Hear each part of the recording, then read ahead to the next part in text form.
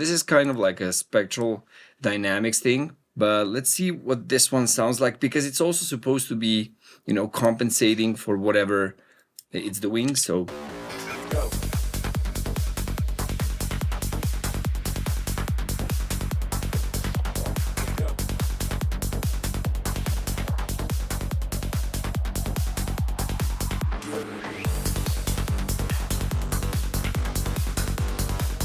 This is really crazy. You hear the compression like being super, super, super strong, but it's compensating for what it's doing. So somehow the balance stays pretty much still okay. It really enhances the songs, just making it punchier, making it tighter, and compensating for it. This is great.